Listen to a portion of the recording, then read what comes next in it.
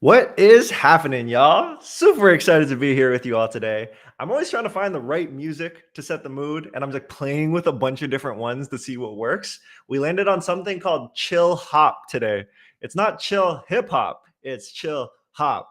So, trying to figure out what works. But everybody, super excited to have you here for today's Thumbstop Live. I am freaking pumped for this one, y'all. But if this is your first time coming through, what I will say is Thumbstop Live is live every single Monday to Friday from 11 a.m. to 1 p.m. Eastern. And if you're interested in tapping in with us, what I will say is check us out on X or Twitter, whatever you're calling it these days. So at Thumbstop Live, at Thumbstop Live, at Thumbstop Live. We're doing a lot of stuff here. Clips go up. The lives are here so you can catch the recordings. All that good stuff, y'all. We make it happen. So for today's show, we got a couple amazing guests for you all. So I'm excited for them to join the stage. A little bit later in the show, we're going to have Phil from Future Commerce join us to talk all things about culture is commerce.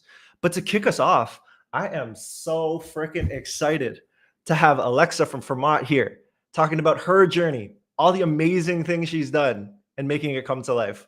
So without further ado, I would love to welcome Lex to the stage. What's up, Evan? Thank you for having me. Oh, I'm so excited to have you here. How are you? I'm good. I feel like this is my big debut as a live streamer. It's a big day for me. I'm gonna call my mom and tell her about this. Oh my god! Next thing we gotta do is get on Twitch, start reading the chat, and start talking to them as chat. Figure it out. How does that come to life? I don't actually know what Discord is yet, but I think I need a Discord now. I'm not sure. We've made it. We've made it at that point. Well, it's awesome to have you on. You're definitely someone I see in the space a lot, and someone I deeply respect from all the work that you put in. So I'm super pumped to get into things and give the audience a peek behind the curtain into how you tick the way that you tick. Let's do it, dude. I'm game. Perfect. Well, for our audience that might not be as familiar with you, I'm wondering if we start nice and easy with a quick tell us about yourself, work experience wise, personal wise, honestly anything. We can get off from there. Oh my goodness, that's a big question. Well, hey, I'm Alexa. I go by Lex so that I don't trigger your at-home Amazon devices. True story. Started during COVID, and I'm currently, I forget what my actual title is. I think it's technically head of e-commerce marketing, but head of marketing, VP of marketing at Fermat. If you're unfamiliar, Fermat is an AI native platform that helps power hyper-personalized commerce journeys for human and agentic shoppers. So gives you the ability to just deliver really personalized landing pages, PDPs, and cart experiences for every single shopper that hits your site. Before I was at Fermat, going way back, I at one point was a high school English teacher, got into e-com, was in growth marketing and advertising in-house on the e-com brand side, and then went to the SaaS dark side a few years ago as head of brand at Triple Whale and then director of marketing at Stay AI Subscription Tech, and have been here at Fermat for about 1.5 years now. I love that you're what is my title? It's something. I do something, but it's something in there. It's a marketing lady is the title. I like it. I like it. Honestly, people ask me all the time and I'm I have a partnerships title, right? That's what it is. And they're yes. I'm okay, cool. It, I don't know. Checks out. Whatever it takes to make things go up and make sure people are happy, I'm game with. How do we make that? Right. Is what we're there we go. I don't know how it's mirrored, but I don't know either. We'll try our best. It ends up being an X. Okay. Well, I love it. I think where I usually start with these conversations as I do a little bit of a deep dive into your Twitter or whatever social media platform where people are on.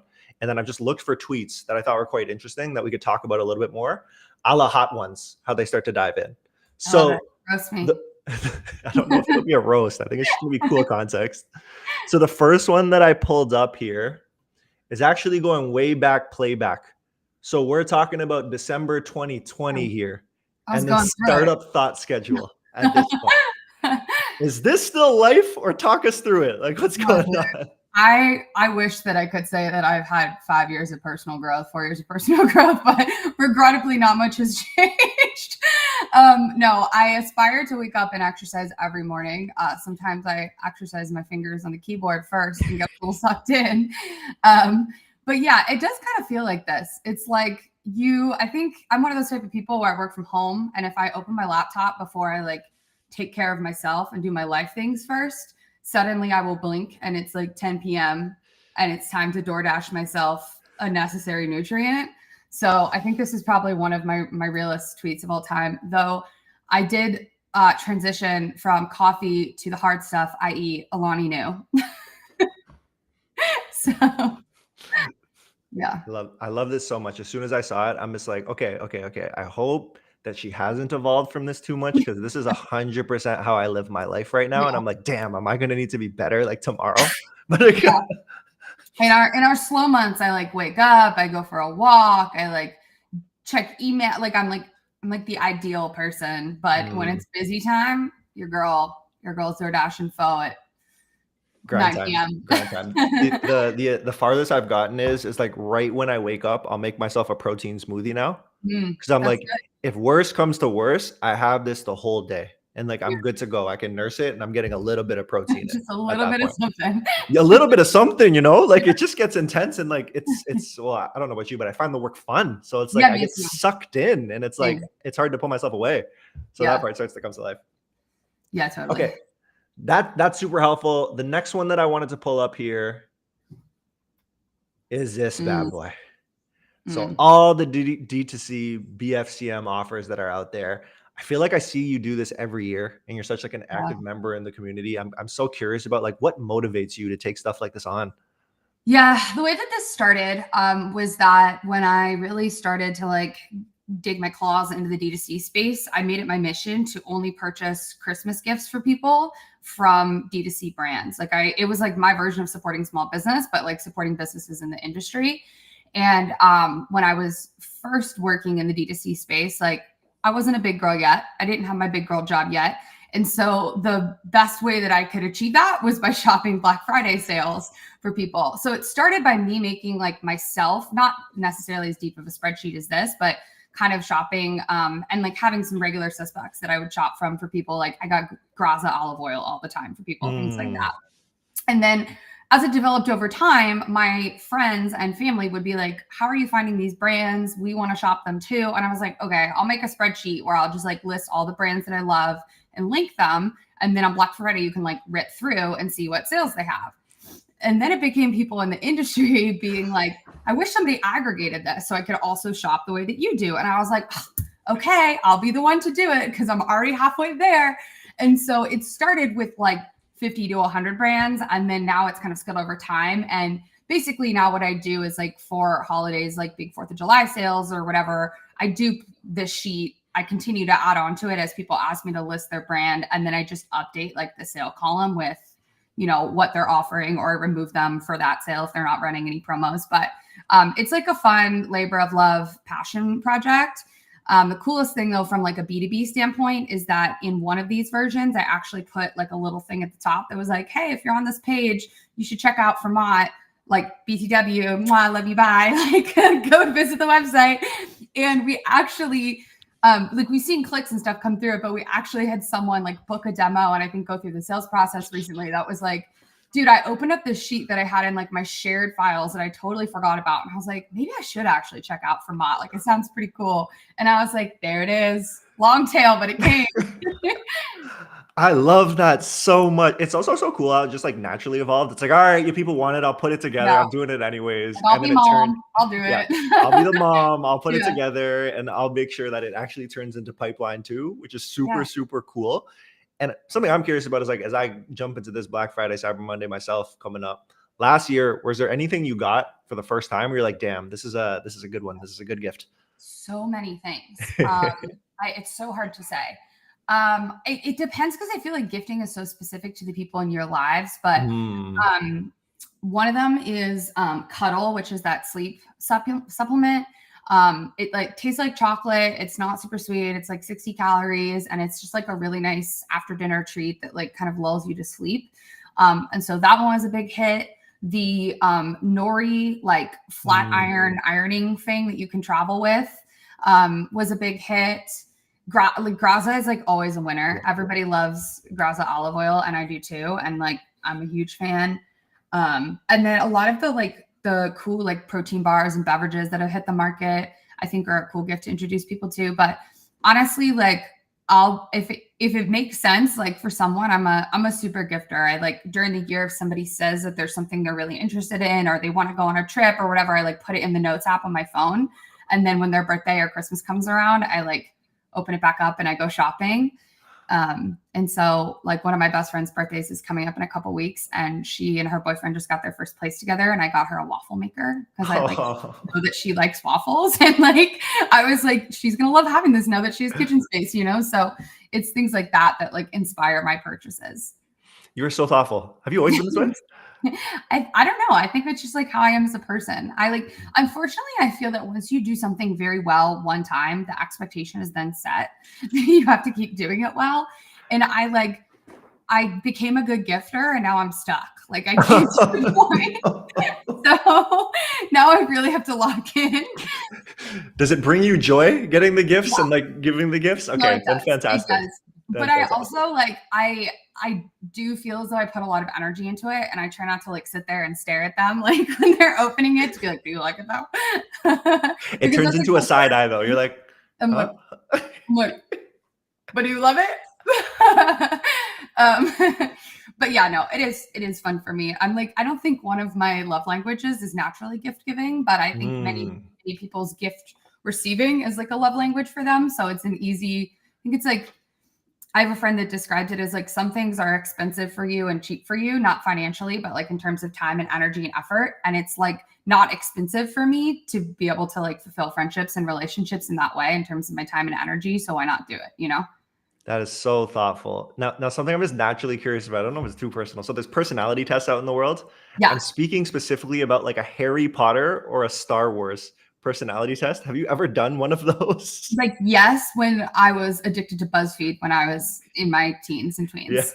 Yeah. But I've never actually seen Star Wars, so I'm not going to be able to be helpful there. But I'm pretty sure I'm a Hufflepuff. There you go. There you go. Does that track? I feel like it tracks. I'm not the biggest Harry Potter fan in the world, but I've talked to enough people about this. I get Slytherin every time. And I'm just like, damn. Savage. Straight evil. But then like, they're killing it, to be fair. Like, they've got their affairs in order, and they're smart. They're all smart. They all go to Hogwarts. So like, you really can't lose. Yeah. There's some version of ambition that pops in there, I guess. But no, I feel like it tracks. And then you started talking earlier about your windy career paths that you've gone down here. So I did find the tweet where it turned into an actual infographic here.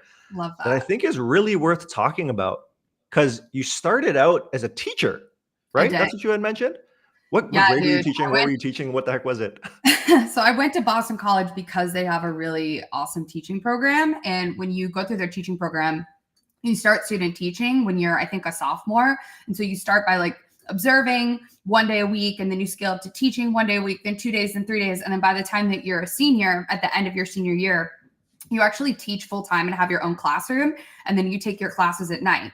Now, if you reflect on your senior year of college, those of you that are listening, many of you were like funneling beers. And I was like grading papers while writing my own simultaneously. So I had a unique college experience, but came out of that. I taught AP seniors at an all boys Catholic school when I was a senior in college. So I was like 21 teaching 17 and 18-year-olds. Lord knows that made me strong. And then I came out and I taught in Austin at a co-ed school, and I taught the whole freshman class of English, as well as some senior electives. And that was super fun as well. But I was like 21. I just moved to a new city. I was broke, like super broke, like SOS broke. And I was like, this is like just not livable. Like the teaching hours and whatever at the time, I was just like, dude, I just went to an expensive college. Like this is just not making, the math's not mathing. And so I actually set myself as open to work on LinkedIn. And I briefly did a stint in ed tech for like 6 months, doing post-sales account management, like helping school admins look through their online learning platform data. Was bored, set myself as open to work again. And at the time, like I could barely afford like a Planet Fitness $10 a month gym membership. And this company that's on here, it's like the one after Edgenuity.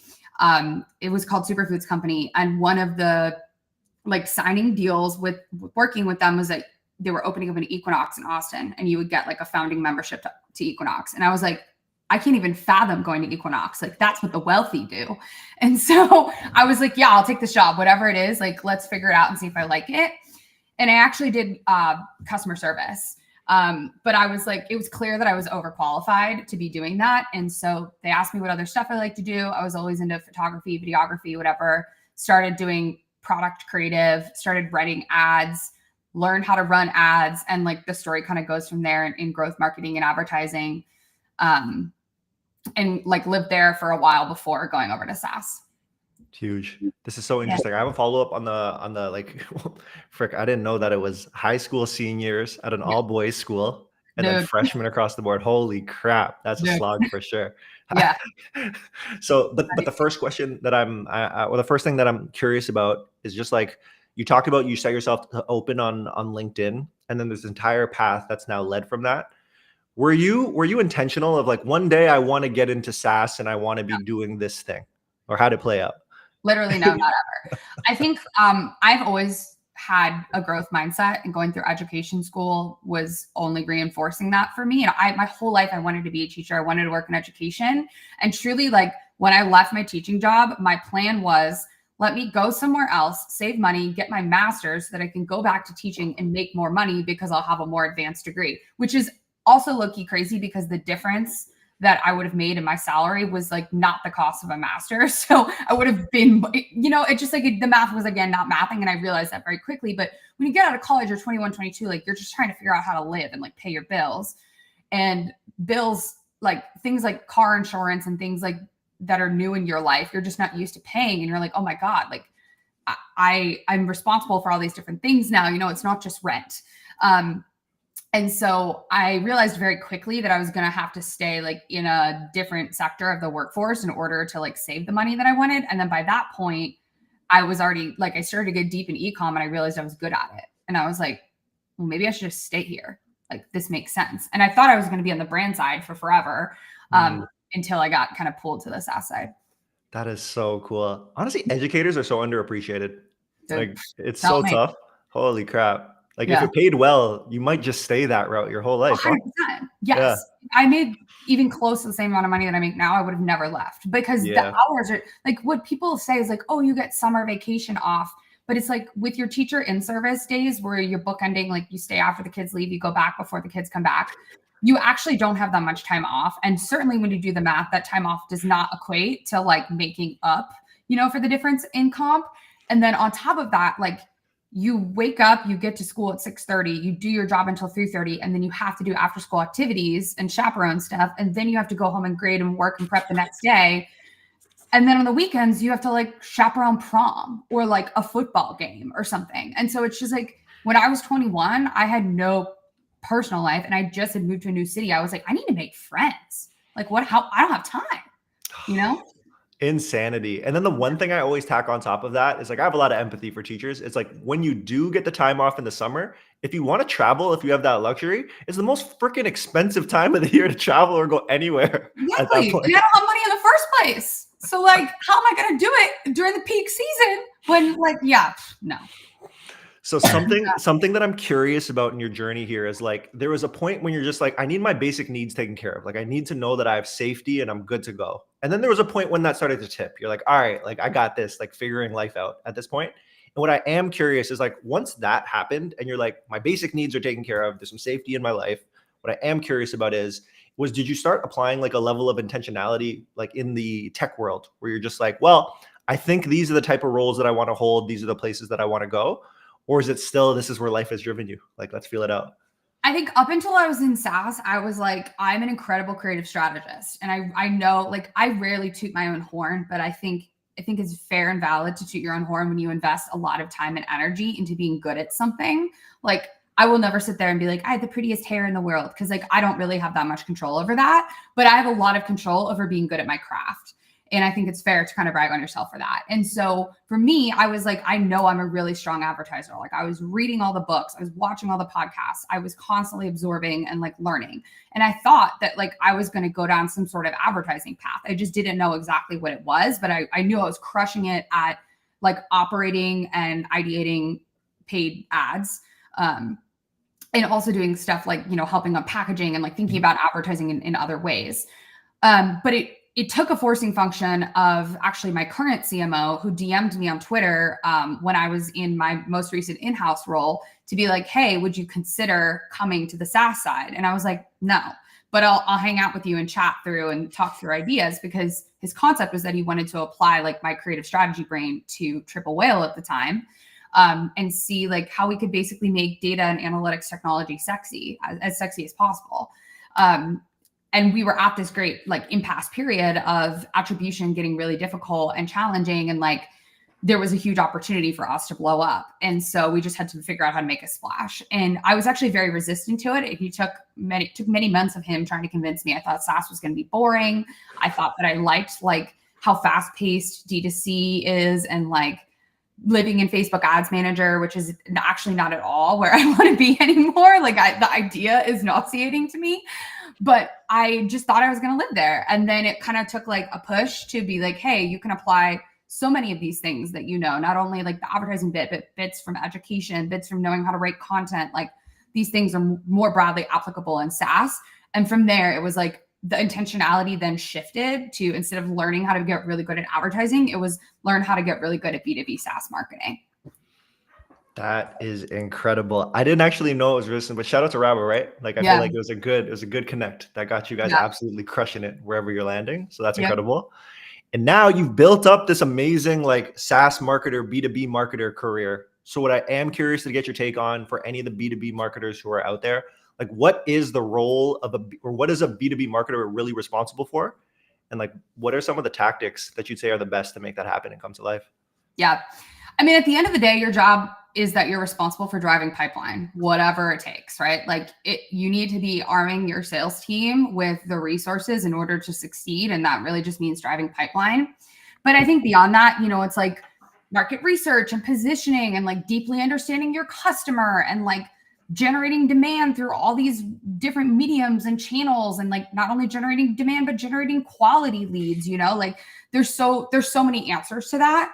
Part of it is like you have to build like a thought leadership empire that helps like your business stand on proper ground. Like there's so much. And so the answer to your second question, which is like, what are the best tactics, are that there is no answer, because there is no one playbook that like is applicable to any and every SaaS business. I was talking with the current CMO. I can't remember if it was a rep, or I think it was rep AI. And I was talking to her and she was asking like, talk to me, like walk me through your playbook when you started a new business. And I was like, the answer is like, my playbook has so many chapters in it. And it's actually my job as a leader to think about which chapters I want to pull out and apply to this business at this stage based on who their customer is, whatever. And then I can like move from that chapter to the next one as the business progresses.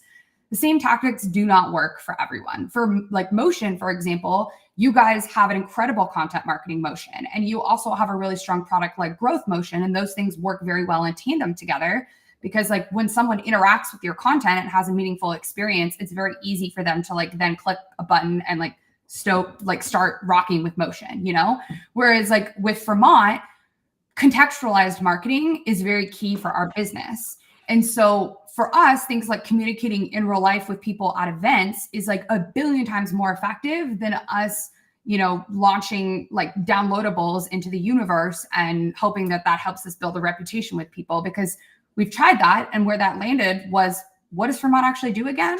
It's just like it's a more nuanced product that requires more nuanced marketing.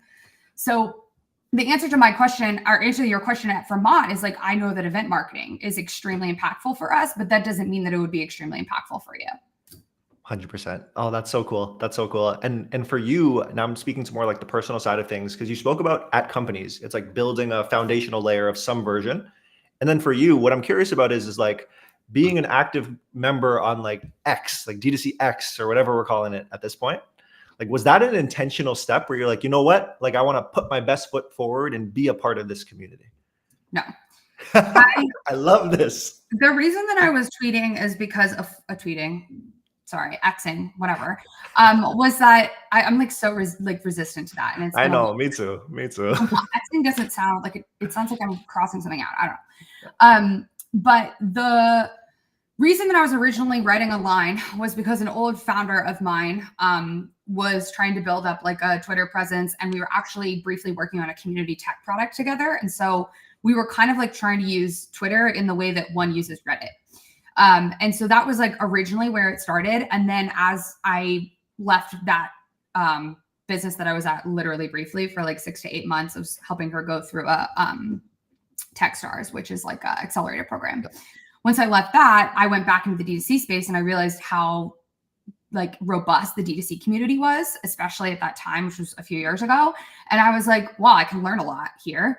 And I philosophically believe that like in order to get the most value out of something, you need to be willing to give a little bit of value too. And so at the time I didn't have a ton of value to give, but I was like noodling on creative strategy and the ads that I was running and talking about that stuff and talking about the stuff that I was reading in books because maybe people didn't have time to read the books themselves, you know, that sort of thing.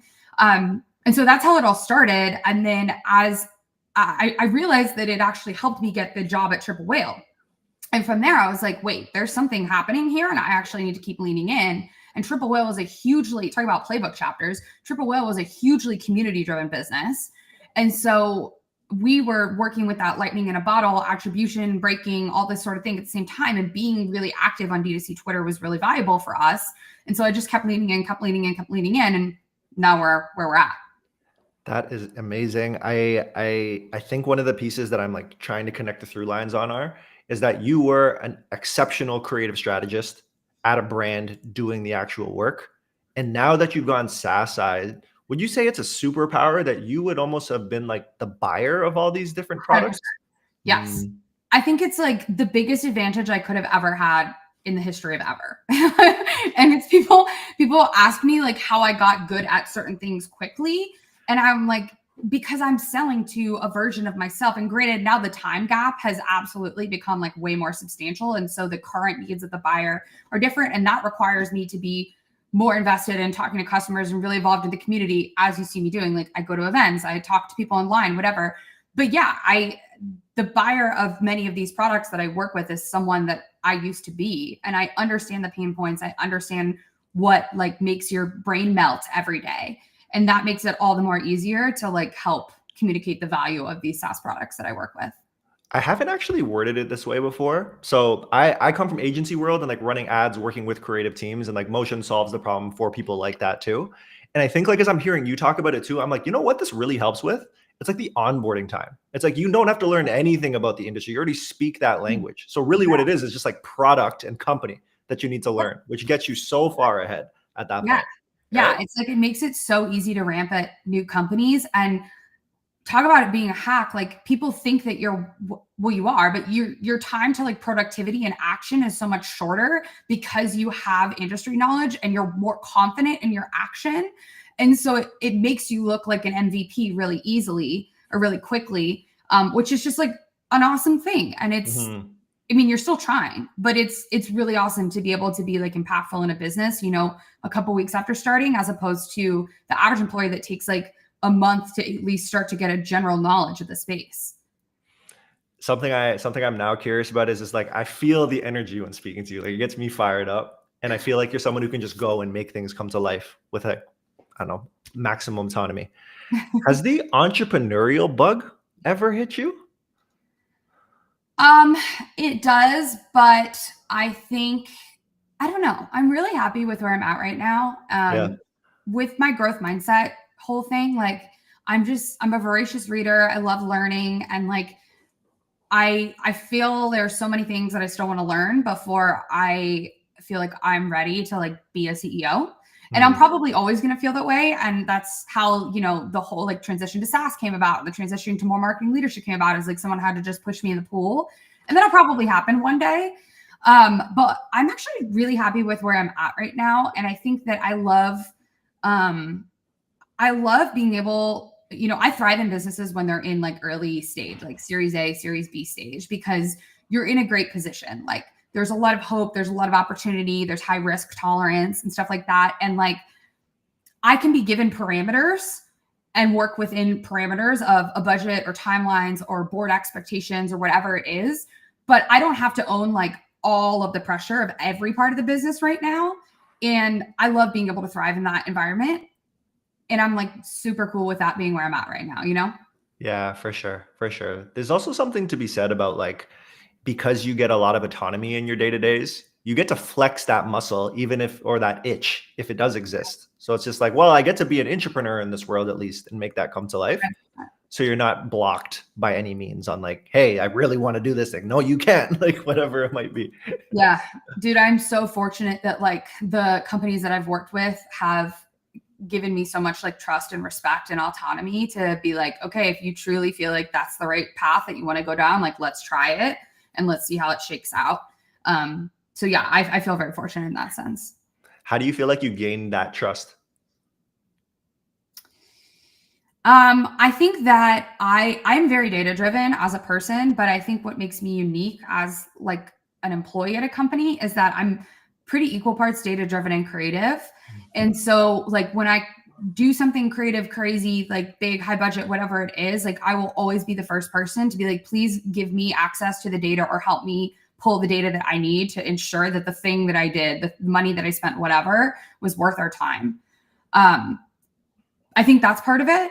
The other part of it is like, I don't know, dude. At this point, I feel like I feel like I've built myself like a great foundational reputation in this space. And like, it's kind of like you don't see yourself aging over time. Then one day you notice a wrinkle and you're like, has that been growing like for years? And I like, should I have been putting on retinol? Like, well, I don't know.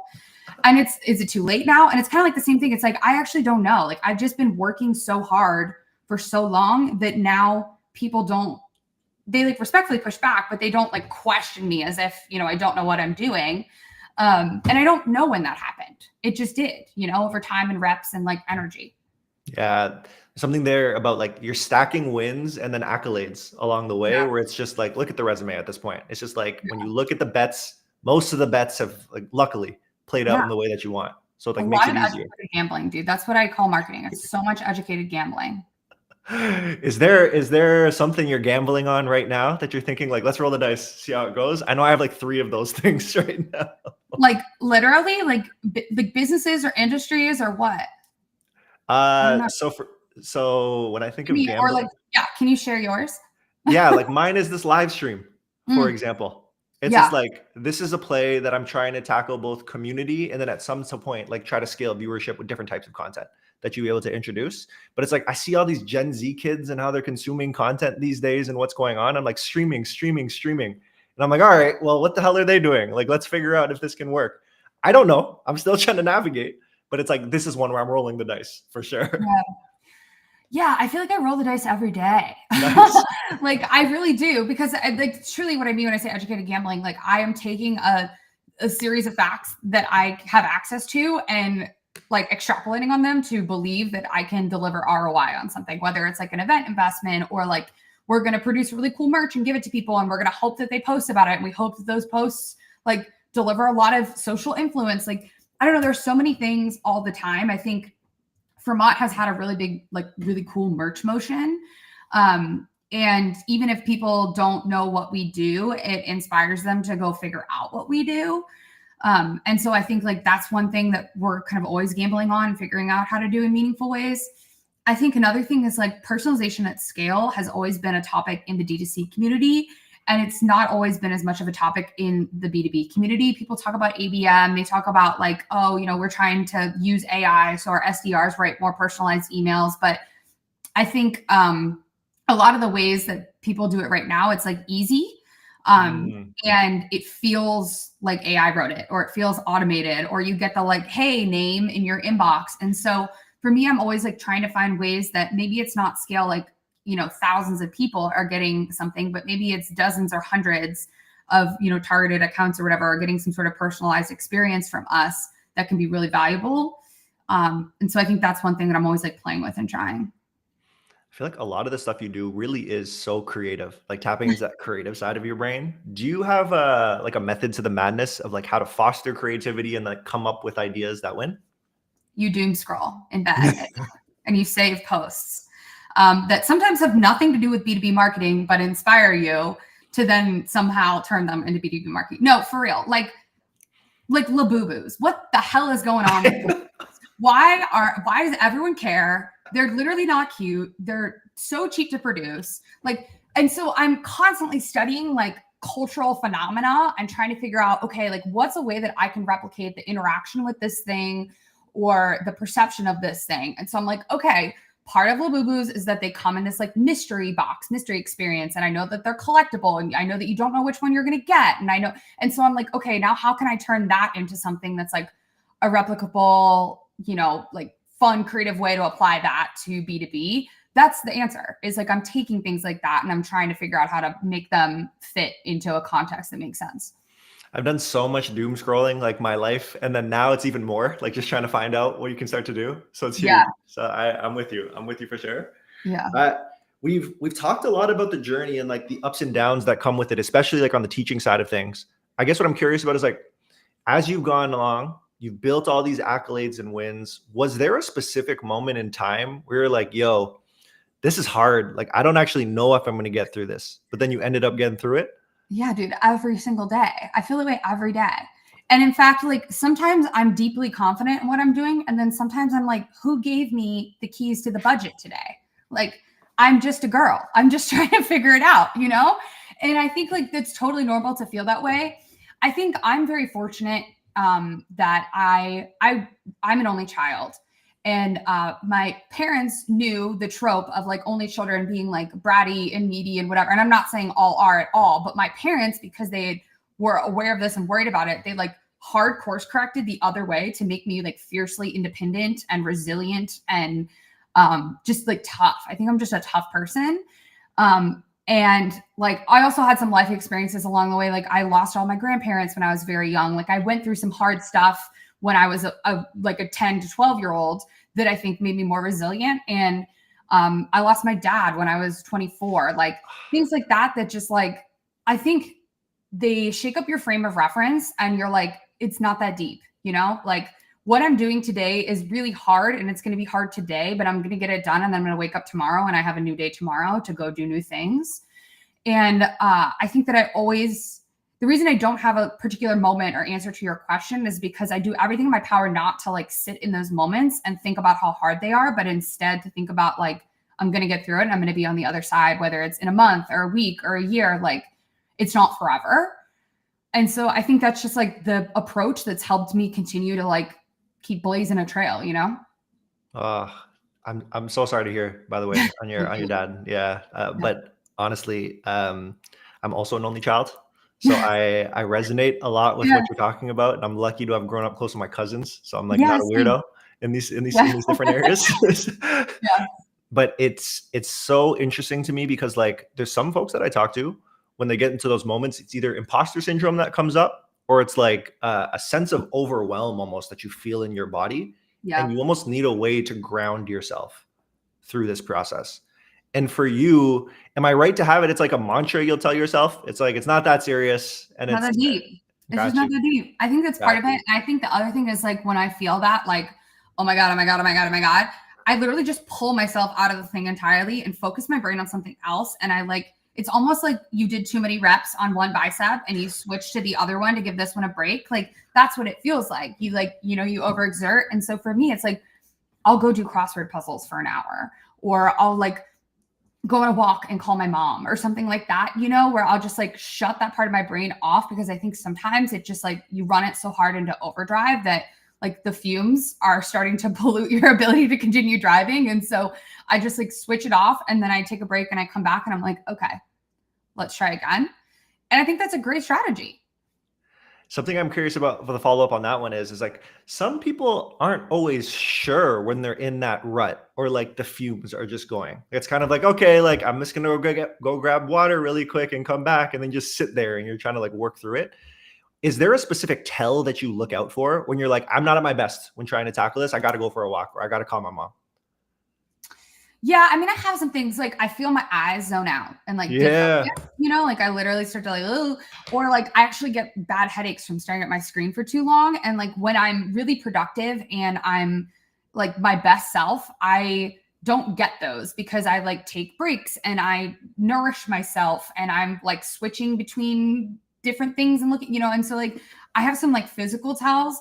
I think the other one for me is I'm a tummy issues person. And when I'm really stressed, like my belly just hurts so bad. I feel so nauseous. Like I have like really bad acid reflux, whatever. And that's a sign for me that I'm like running way too hard and way too hot. And I need to like pull back and evaluate and be like, okay, am I actually meaningfully like working on all the things that I'm responsible for? Do I need to reprioritize? Do I need to set more reasonable expectations on deadlines or outcomes? Like, why am I driving so hard right now? And that's usually like a pretty strong tell for me as well. I love the level of awareness. And the only reason I laughed is because like I'm IBS gang to the fullest. Like my stomach, I gotta take care. Oh my gosh. Like if I'm not careful, done. Yeah, exactly. I'm out. I'm down. Yeah. Alexa, you've been so generous with your time. I have one final question for you that I ask everyone who joins. But first of all, shout out to the chat. I just realized like Emmett's here. Emmett, what up, man? I love you, man. Love you. Steve's here. Mena. Yeah. Stace is here. We got people from across platforms. Hi, friends. Yeah. That's what's up. That's what's up. But the final question that I have that I ask everybody, if you don't have an immediate answer, it's all good. Toss it to me first. I got your back. But the question I ask is if you have a favorite quote. And do you have a favorite quote? And if so, what is it? And why is it your favorite quote? I think I have a new one, and I'm gonna misquote it, but I'll give you the theme so you know. So my founder just gave me the book, The Effective Executive, to read.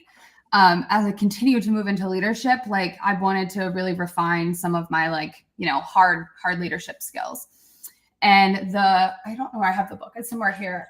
But the author has this really powerful bit where he's talking about how like, if you as a leader are focused on solving problems all the time, you are unable to see like the forest for the trees, and you can't focus on opportunity. And like opportunity is where your business grows. When you invest in opportunities, you can actually make meaningful impact in the business. But if you are focused on problems, you're just like running around plugging holes in the boat until the next one pops open. And so like as a leader and as a person in your business, you need to focus on meaningfully delegating and like enabling your team to help solve the problems so that you can focus your time and energy on the opportunity. And that's where like your brain really shines. And so that's something that I've been thinking about a lot in my role is like, am I solving problems right now that I don't need to be solving, or am I focusing on opportunities? And that not only applies for like business, but I think it also focuses, like it applies to your career. It applies to some friendships. It's like, are you focusing on what is like most meaningful and powerful and like growth forward for you? Or are you just like leaning and getting sucked into like all this like problem kind of darkness stuff, I love that so much. Yeah. On your side, how many people are on your team now specifically? My team's tiny. It's just 3 of us in the marketing team. Nice. Yeah. I love it. Lean but mean, pumping out a ton. That's incredible. Yeah. I should have asked more questions about like the leadership stuff and growing into it. Like I'm always curious about that too, because I'm going through a similar journey. But this has been incredible, Alex. I really, really appreciate it. Do you have any final words to leave with our audience? Make sure you eat today. Take care of yourself. Funny? We talked about it earlier, but I literally have a Post-it that says eat, because I might forget. So I gotta get my protein smoothie and remind myself. One of my girlfriends at one point changed my laptop background to like a really delicious picture of a hamburger, so that when I close my tabs, I'm like, oh, that does look good. Yeah. But no, make sure you eat, take care of yourself, call your family and tell them you love them, do all the good stuff. Remember that you're more than just your job. You're also a whole person too. You're awesome. Super thoughtful. Everybody tap in with Lex on X as well, or Twitter, whatever we're calling it. Make sure to check out. She's always doing amazing things. So I appreciate the time. I would love to run this back at some point, but you are incredible. I appreciate it. I appreciate it. Yeah, all right. Talk soon. Yeah. Do I hit leave? Is that what I do? I think so. Right, we'll see how it goes. I like how this started where Lex was literally like, I have to whisper because I have one of these. It's like, Alexa is not really allowed because it makes everyone's devices go off, which is so freaking real. She said, call me Lex. It makes it easier. But that was a really interesting chat. Like whenever I see a lot of what Fermat does, obviously, but then always what like Lex has been up to for the past however many years it's been. And it's always been super impressive. Like when I think of 10x people, a lot of the times that's associated with engineers. So 10x and 100x engineers now that there's AI involved. But then what I'm also looking for is like, I focus a lot on go-to-market stuff, especially in the B2B SaaS world. So I'm always keeping an eye out of like, yo, who is a 10x individual on the go-to-market side? Like who can just like move and shake and make things happen with like minimal resources. Lex says it's like, I have a tiny team. I have a tiny team. But look at the shit they're doing. That's so impressive. So it's like I've always viewed her as somebody who's definitely 10x on that front. And then something else that I've been noticing, it's like having all these great people on the stream. I always try to figure out the goaling system. Are people acting with intention? And is that then associated with a goal? And the really interesting thing about Lex is just like, I'm going to figure it out. I'm going to make sure I figure it out. I'm not sure where I'm leading to. I don't know exactly where I want to be at the end of this thing. It's just, I know with where I'm at, I want to do great work and there's so much to learn. So something about the open-mindedness along the way is really empowering. I think for those of you who are listening in, we had Jess on yesterday and I asked Jess the same thing. I'm just like, Jess, like the way that you run your business, because he's an entrepreneur in his soul, which is a little bit different. Jess was talking a lot about like, yo, the way that I set goals, I tried the yearly thing. Guess what? It blew up in my face in the first month. So if I'm lucky, I'll do something quarterly. So because of that, he's kind of like, things are going to change. We'll figure it out. We'll see how it goes. So there's just so many different types of approaches on how you navigate. I won't even say just business, but the world in terms of your own goal setting. But something that's been super cool about these conversations is when I get a peek behind the like curtain into these brains of these individuals, there's a level of groundedness that exists. All of them seem to be able to say like, you know what? This isn't that important. Like, I know I'm stressed out. I know this feels like the end of the world. This isn't that important. And I feel like personally, that's something that I need to learn more. I get so caught up in my job. I get so caught up in like trying to do an absolutely great job that I don't know how to turn it off. I have techniques that I'm trying. Don't get me wrong. It's like if I go to bed and I got that thing on my mind, you know it's waking me up. And I'm up for like a couple hours in the night, just like, let me write it down. Got to figure it out at that point. So I think there are lessons along the way. But y'all, I'm seeing the viewership count go up across different channels now. If you are hanging out, what up? Welcome to the party. My name is Evan. I'm the head of partnerships at Motion, and you are watching ThumbstopLive, y'all. So ThumbstopLive is our live show. And what that means is I'm going to share my screen really quickly with you all. It means that we are live every Monday to Friday talking about all things creative strategy. So we're live from 11 a.m. to 1 p.m. ET. And we are live across X or Twitter, LinkedIn, YouTube Live, and Instagram. So we're everywhere. You know what I'm saying?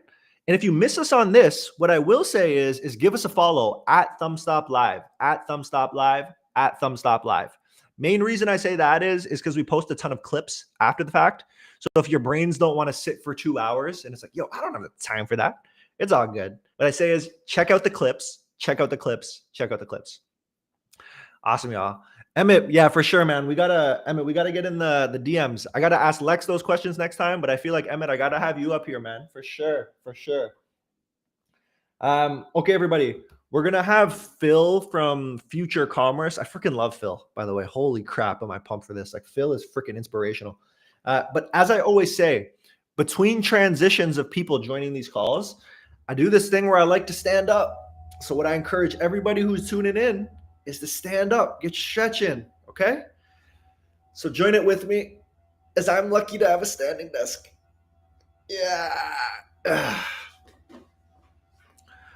Also, everybody, I'm pretty committed to like evolving the live stream. What do I mean by that? So when I say I'm committed to evolving the live stream, I'm going to continue to like bring a lot of guests that you all know and love, like we've been doing. Like, I'm so excited about next week too, you know, like we have banger lineup after banger lineup after banger lineup. So I'm pumped for that. But I'm also thinking that this will start to evolve to include things like I want to not only do this live stream, but I want to start creating more content. So I'd love to just like try to evolve into a content creator and like shoot stuff on my phone with you all. And if you have ideas, it's like I'll just try shooting it and I'll put it out. And then we'll see if we go viral together, essentially. So that's one way I'm thinking about evolving it. Another way I'm thinking about evolving this thing is like, again, not just having the guests. We want those. We know we love those people. Got to have them up. But also what I want to do, it's like maybe involve more lifestyle shit. So it's just like take you all along the way with me. If I go to the barber shop and I get a cut, like, okay, everybody come see what that's like. If I'm going to the gym, because I hate the freaking gym, you're gonna see me die out there. So I'll bring you along for the ride. And then hopefully what this starts is other people who want to join me along this process. Like if I go to the barber shop, can someone else in our community come with me? We both get haircuts and we talk about it. If I go to the gym, like, is there someone in Toronto who wants to link up and go to the gym and then stream it and then talk through those pieces? I think the potential is honestly like endless for what we can start to do there. But outside of that, what I'm always curious about is if there's any on the guest front, if there's anyone that you know that you'd love to hear from for these things. So what I mean by that is like you might be interested in hearing from, I don't know, there's so many people I've scheduled that probably aren't on your like top favorite list. So what I will say is like put those people into the chat, put those people into a comment on Twitter, on LinkedIn, wherever it might be, so I can start getting them scheduled. Okay. Fantastic. All right. At this point, you see it. I'm gonna say get the stretches in. Whenever I do the stretches at first, I always like forget which ones to do. Let's do it this way. The head. Oh, I just heard my sternum crack. Oh my God, that did not feel good. But this is why, everybody, I have this stuff written down to remind myself to stand, remind myself to stretch, remind myself to eat, remind myself to work out, remind myself to go to the gym, remind myself to be happy. No, I'm lying. I have like 4. I have stretch, workout, stand and walk, and eat. Those are my go-to ones at the end of the day. Awesome, everybody. So yeah, we have Phil joining us in a bit. Having Phil up here is going to be so much fun. Like someone I deeply respect and like so much experience there, and just not just understanding the culture, but shaping culture. So Phil's also somebody that like, I think does a really great job of that. And on top of that, like he's just a stylish dude, man. Like the stuff he wears, I see him on stage at some of the stuff he puts on Twitter, and I'm like, damn, that's fly. So I'm like, if I ever meet him in person, I gotta come with my A game. So I'm excited to talk to Phil in a little bit. But that chat with Alexa was a really great one. So if anybody has any favorite moments from there, let me know. But like as I'm talking to you all and reflecting, there was something really interesting that I'm picking up that I think like our audience might also feel depending on what stage of your career you're in, what life situation that you're in. Because one of those pieces that was quite interesting she was mentioning is like how much she loved teaching. But then what ended up happening was just like the funds or the money wasn't where it needed to be, like felt super broke at that point. And I spoke to Andrew Foxwell about this a couple of weeks back. But like where that brings me to in my mind always is just like Maslow's hierarchy of needs, right? So it's like in that world of Maslow's hierarchy of needs, to become anywhere closer towards self-actualization and your full self, it's like where it starts is you need things like food, safety, shelter, list continues, and then moves up to psychological safety. So it's hard to be your full self at all times if you're not satisfying that initial layer. And I feel like Lex's story is a story of like inspiration for people, right? Like it's not like she's the most goal-oriented, like she said, and sets that out and says, I need to do this thing, and there's so much intention. She just made sure to put herself in the situation that allowed her to succeed and allowed her to be visible. So making sure that happened was pretty inspiring. And like, I think I just found the words to tie it to like the hierarchy of needs to be able to have that dialogue. What's up, Anantha? It's good to have you here. Welcome from LinkedIn. So we have people, again, we see the viewership, but what I always say is welcome to ThumbstopLive, y'all. ThumbstopLive. Now you might be asking yourself, what the heck is ThumbstopLive? Guess what? I have the answer. I'm joking. But essentially, ThumbstopLive is hosted by myself. My name is Evan. I'm the head of partnerships at Motion. We have a creative analytics platform that I want you to check out. But ThumbstopLive is streaming every Monday to Friday from 11 a.m. Eastern to 1 p.m. Eastern. And we have some of the best guests across the board who are going to be joining us. So we just had Alexa from Fermat who had joined us. We're going to have Phil come up in a second. I've already said my words about Phil and why I'm so freaking excited to have him up. And then tomorrow, we're going to have Matthew Gazzotti. So Matthew, excellent on the creative end. Super interesting guy. Very strong story. So excited for him to join us. But with that being said, and without further ado, I think Phil's with us. Let me check. I'm always trying to figure out my tech at the same time. Yeah, we got Phil here. Oh, guys, you're in for a freaking treat. So without further ado, I'd love to welcome Phil to the stage. What's Phil. up, brother? How are you? Good to see you, I'm man. so good. I'm so good. How are you? It's amazing to see you. It's amazing to see I'm you. incredible. I'm here. You're here. It's a pleasure. Phil, there's so many things that I want to get into with you, like for sure. But something I want to set the stage with is like we have audience members who might not be as familiar with you. So I'm wondering if you can give us a quick, like, tell us about yourself. Honestly, anything you're willing to share. Hey, get the hair right. Yeah. Get the You gotta hair get it. Yeah, you gotta get it. right. Okay. What to share about myself? I mean, what to share? Well, I'll start with the fact that I have been told on a repeated occasion that I have youth pastor energy. So I'll get that out the gate right up top. Philip Jackson, I'm co-founder of Future Commerce, and Future Commerce is the culture magazine for the commerce industry. We're exploring the intersection of culture and commerce. And what does that mean? It means that I think that you guys, what you all do every single day is you shape what people buy.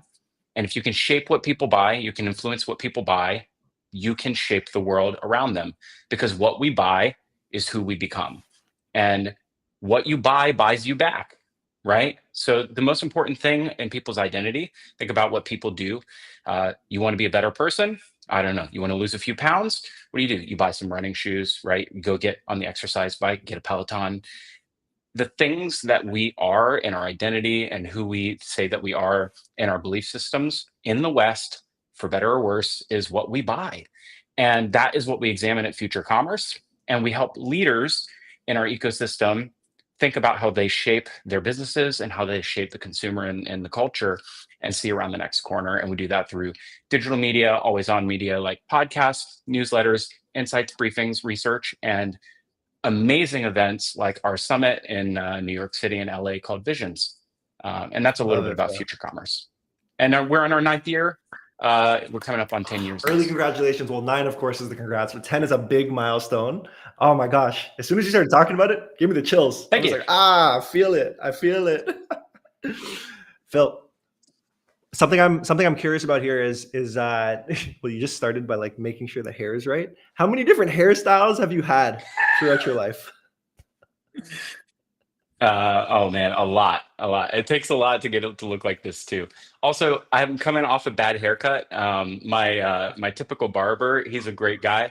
I had a fresh cut about 7 or 10 days ago, but he came off like an 11-day bender in Medellin, and he told me he went come into it, he's a little shaky, and he's like, dude, let me tell you about. I just had like this craziest time, and he's like shaking a little bit when he went to go do my hair. I was like, maybe I should reschedule. So I had to wear a hat for a few days. Yeah, I have a Notion doc if anybody needs it on how I do my hair. I get questions a lot. I get a lot of comments about my hair and my ears on my YouTube channel, Future Commerce over on YouTube. Go check it out. You got great hair game. You got a good style, Evan. You know what's up. You know how that can be sometimes. So yeah. Thanks. I also have the ear thing. I get commented on that I have elf ears by people in real life. So I feel you on that one. And then hairstyle wise, I know it's like we need a document to track it all. At one point, I was talking to the team earlier, and I was like, I had a perm when I was earlier. Like I was on like my K-pop star vibe, like just middle part with perm, and they're like, "What the heck? Who are you?" So trying to figure it out. I have a natural part right here. I had to train it out. There's hair doesn't do this naturally, but if you train it long enough, it'll get there. Yeah. I like it. Okay, Phil, I've done this thing where I have pulled up some of your tweets, and I want to look at your tweets together and like talk about some of them. Let's go. Right, I should at some point be held accountable for everything that I've said online. So now's the time. I don't think I've gone too savage by any means, but the first one we're starting off nice and fun. Okay. So I saw this one going back to December 2021, and it was a reply to Alex Cohen. And you're literally like, my death row meal, a McDonald's Shamrock Shake and a McRib. So what I'm curious about is like in your world, is this a joke? Are you messing with the people? Or is it like, no, no, no, like fast food, I got this. Like this is what I'm about now. I had been waiting 4 years for someone to ask about this, Evan. Nobody asked me about this in the moment. I've been waiting. This is the ultimate death row hack. If you're on death row and somebody asks you what your death row meal is, you ask for a shamrock shake and a McRib. And the joke is they've never come out at the same time. So you're never going to the electric chair, brother. You're getting off. McDonald's That has is never a put the two hack. off at the, that's it. I think that that's how you get out of that. That's how you get out of it. So Oh I'm my saying gosh. that's the death row meal. You are so smart. What the hell? What, how did I'm that just come to your saying. brain? You're just like, I know this now. Was it a time when the McRib was out and it had you thinking about it? Or it's just been in I there and it's lodged in? I'm just saying, like, I understand the like cultural marketing calendar, and you're not going to cross over two of your most important cultural events. The McRib, you got to put that thing out at a really important time of the season. You're not going to cross that over with your Shamrock Shake. Are you crazy? You cannibalize your sales. If I'm a death row inmate for whatever reason, God forbid, bless up, that's not going to happen. But that's what I would do. I And love it. also, God bless Alex Cohen. I'm an LP in his fund, and he's good people. He's also a professional shit poster online, and I thought he would get the joke immediately, and he did not. So thank you, Evan. You finally gave me my moment. You gave me my stage. So Shout out to Alex. We'll clip it and send it to him. Be like, 4 years later, this is what's yeah, going on. And it's now my death finally row happened. meal too. If I I end didn't up set on you there up for somehow. this either. You just found this, and like this has made my day. Thank you. I love it. I do Yeah. want to continue down the same thread of like culture is commerce, trying to navigate the world. And something that I saw that you Yeah. put out really recently Mm. was just the experiment that you were running on YouTube. So I think the first piece that I'd love is just like a quick summary for the audience of like what we're looking at here, and then I'll have a follow up Yeah. question after this one. Sure. Okay. So, yeah, I mean, just to give you some context of like where we are in our journey, I said we're 9 years in at Future Commerce. I have been podcasting for 14 years. I began this journey in creating professional content for people in the e-commerce and retail, trade 14 years. I've been doing e-commerce for 22 years. What is e-commerce now? Well, it is not what it was 22 years ago. I'll tell you that, Evan. It's not even now, even I would say 3 years now in full time and creating professional content online, like full time, and trying to make future commerce the most important media that you subscribe to every day, and the most uh, you know sought after event that you go to, the first thing that you read in your inbox every day, or the last thing that you share at the end of the day. you know E-commerce is not my primary job anymore.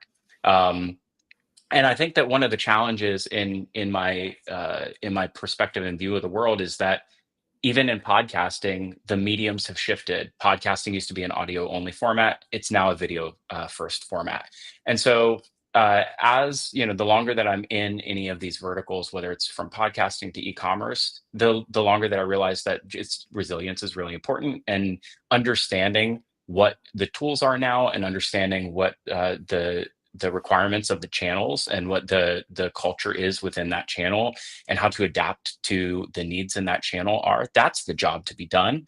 And so we realized about 2 years ago that video shift was really important for future commerce. And that was something that we started preparing for 2 years ago. We hired full-time video 2 years ago. So we have an in-house creative team that's full-time on video. But shift to YouTube has been really tough to grow in organic. And I think that, we've tried a lot of things. We tried going full, putting full podcast episodes on YouTube. That just hadn't worked for us. And so this, thread that I put up a couple days ago is really just trying to externalize what has worked for us in the last 30 days.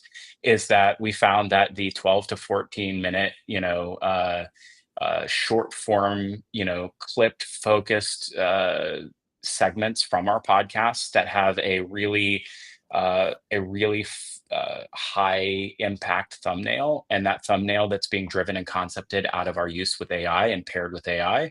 And that AI has been given a lot of context in my use over the last few years of training that AI of context of what future commerce is, who our background of our audience is, and then giving it a lot of inputs as to who the guest is, how we got to the guest, how what the guest guide was that and all the prep materials that got them there. And then co-piloting with the AI, my 25 years of graphic design and prior background in being pretty stellar in creating amazing Photoshop memes. So when I'm, I sit down with Photoshop, I'm able to take whatever AI creates and then do a ton of in painting to create these thumbnails. And that has driven for us approximately, let's see, what I don't want to get the numbers wrong, but here, what did I say at the top? We've driven about 1,500 new subscribers over organic and 40,000 views in the last 28 days. And hey, it's small numbers and it's early days, but we finally found something that worked for us, and that has been a pretty huge unlock for us as we've been finally getting into video over on YouTube. And YouTube is by far the hardest channel. We've had some successes in shorts. We've done quite a bit over on TikTok, and we have some like fits and starts. But I think YouTube long form and the longer form posts is really where we wanted to see some growth. So there you go. Huge. And something I am curious about is like YouTube to crack makes sense, like with the type of content that you're putting out. I guess on like the level of priority when you're thinking about where your consumers are, why prioritize YouTube versus something like a TikTok or an Instagram? Yeah, so it's always a yes and like we're doing it. We're doing all of them, right?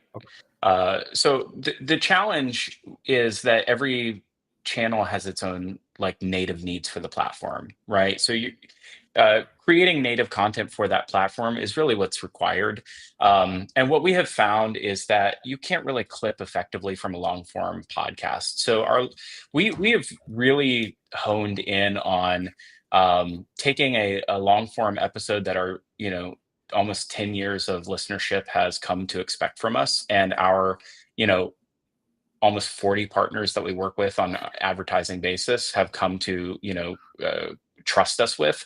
What we have found is we still need that long form show to drive a lot of other content. It is the top of the funnel. That conversation that we have every week, whether it's interviews that we do with executives and leaders, like I sat with John Blotner, who's the president of Wayfair yesterday, or we had the head of the global head of retail design from Anthropology recently on the show, whether we're doing like a mini series like Step by Step or Decoded, or we do a long form series that's going into clipping pieces from our vision summits. Whatever we're doing on the main feed is the top of our ideation that goes into all of the other content that gets planned for the year.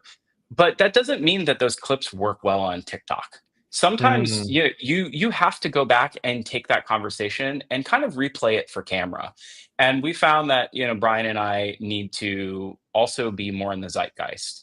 And I've realized that creating focused like content creation sessions just for those cut through the noise and make it a little easier for our production team as well. So we've had to like alter our process internally too, to make things a little more focused and to get a little bit tighter for a channel specific basis. And we're also starting to grow over on Instagram through Reels as well. So we're doing it all. YouTube has just been very tough to crack. So I know we spent a lot of time specifically talking about that, but I think it's important to know that we are working on all the channels. Yeah. Huge. Yeah, the specific content per channel, knowing that is super important, and then celebrating the win. Like that's a big win. I mean, knowing YouTube's hard to crack. I love that. Now, the last tweet that I pulled up here is, I think it is from, is this where you hosted one of your events? I'm going back to 2023, a little while ago. Oh, is that what I'm looking at here? Okay. Yeah, you are. Every Perfect. year, we're coming up on our 5th year now. I haven't announced it officially yet, but this is on a historic Lincoln Road. So Lincoln Road in Miami Beach is the scene of Art Basel Miami Beach. And so this was our activation called Muses. We came together with our prestigious partner Adobe, and we took over 10,000 square foot historic Chase Bank building, which was an Art Deco historic protected building on Lincoln Road in Miami Beach. This used to be a Banana Republic once upon a time, but is now sort of historically preserved as like this Art Deco building. And we turned it into a celebration of the 9 classical muses, which we reimagined as the modern muses. We partnered with Tam Grin, who is a renowned global curator, who now is the global curator of the Museum of Sex for all of their incredible content and programming. But Tam is a close friend of ours, and she came together with us, and we asked the question, what are the modern muses? And spoiler alert, I believe that commerce is itself a muse. Like what we buy inspires us to try to become someone, new, right? Someone that we put on, some sort of an artifice through what we buy. We put on our identity through what we buy. And so what we did for 3 days during Art Basel Miami Beach is we brought people into this space and we transported them into the world of the muses. And so we projected this muses logo on the outside of the building, and we had 1,500 people come in for parties, networking, thought leadership, and to experience this wild transportive world. We had performance art. We had the muse of dance. We had this behavioral psychologist, Arancha Araujo. She came and did this incredible performance art that was extraordinarily challenging and also very stunning, where she brought people into a space where she performed nude, but she actually asked us all to sort of let go of a little bit of an inhibition to get focus off of ourselves.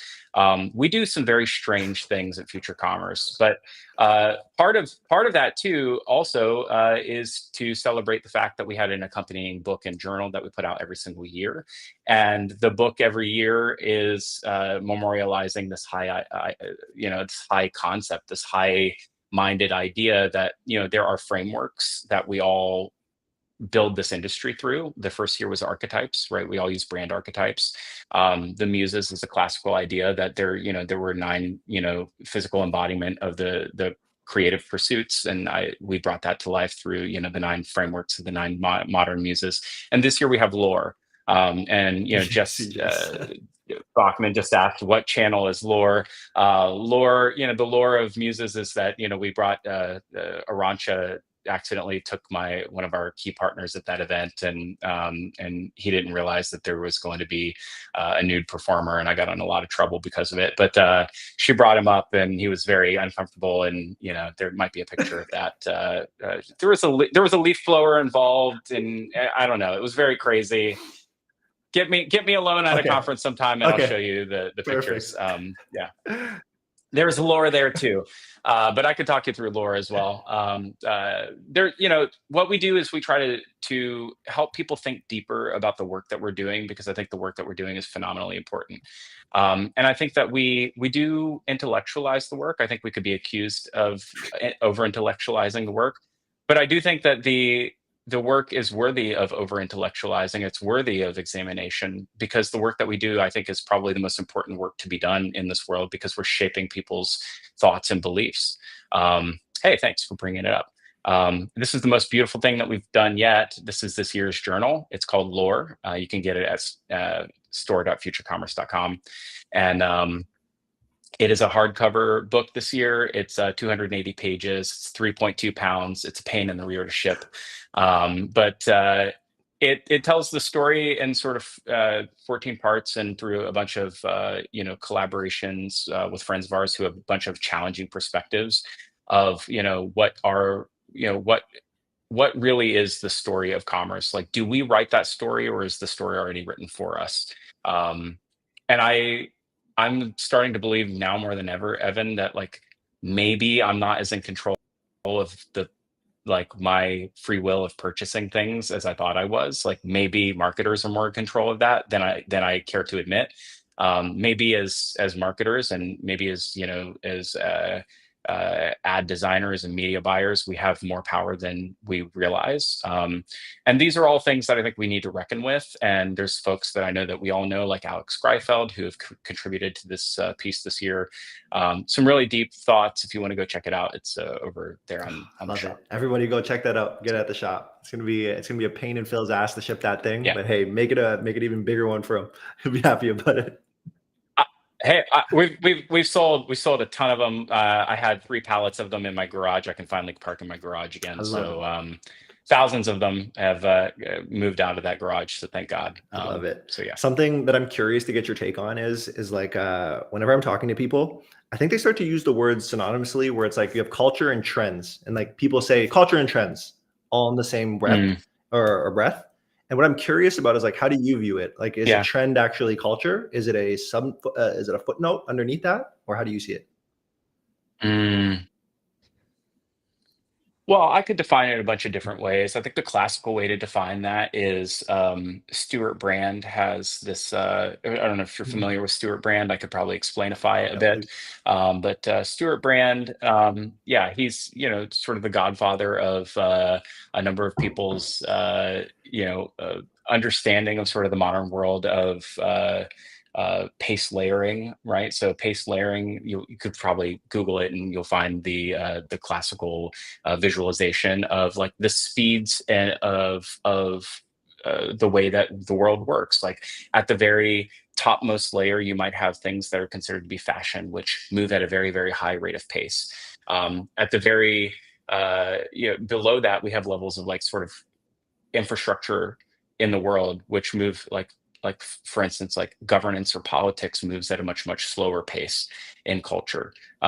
So levels of like society and culture, geology doesn't move very fast, Evan. Like our like the actual Earth itself, like Pangea to where we are now, it is in motion, but it moves very slowly, right? And so things that could be construed as moving quickly could be considered fashion. Things that move slower in relation to that could be considered culture. Fashion sits on top of culture. What is a trend? I think a trend could be something that sits in between those two things. In actual foresight work, many people would say 3 is a trend. I think that in reality today, because of the personalization of the feeds and because of the algorithmic nature of the way that the For You page is, I think a trend is whatever we define it is to be. And I think also because of the lack of media literacy that we have in the world, a trend has lost all meaning. I don't think that a trend is what it classically ever was. We also have this thing called context collapse, where my context is no longer your context. We have no shared context anymore. So the context of a trend could be entirely has sort of lost a bunch of meaning. And so we're challenged today in like Grimace Shake might be considered to be a breakout trend, but we have far fewer of those than maybe we used to, but they happen at a much faster pace, and they're over much quicker. Their half-life is much shorter. And to be honest with you too, we see that happening in all facets of culture. Things that used to be considered high culture, like film, have a shorter half-life too. A film is only in theaters for 6 weeks now, max. When I was a kid, Ghost, Demi Moore, and Patrick Swayze they were making pottery for like 3 years in that theater. Dude, they were sitting at that pottery wheel for like a year and a half, raking in the dough. That's not how it works anymore, right? That is so interesting. We have Jess in the chat. Is he messing with us? I haven't read it. Not sure. The space glossary needs over intellectualizing, even just normal intellectualizing. We are mostly just oh my troglodytes. Yeah. Scratching backs on LinkedIn. Yeah. I appreciate that. I Thank feel like you, that's Jess. the highest compliment. And something that I am curious about, kind of bumping off of that, is I have the pleasure of talking to a lot of different experts, right? And like there are some versions of experts that I'll talk to where it's like they have the expertise, but they can't actually articulate it well. They just feel it and they know it. Whereas with you, I feel like you're at a spot where it's just like, not only do you feel and know it, but then you have the perfect words to articulate exactly what's going on. Have you always been this way? I guess that's what I'm curious about. I mean, that's going to be a really tough question to answer. Have I always been this? Was I born this way? Mainly. I am a Lady Gaga fan. I don't. Let's.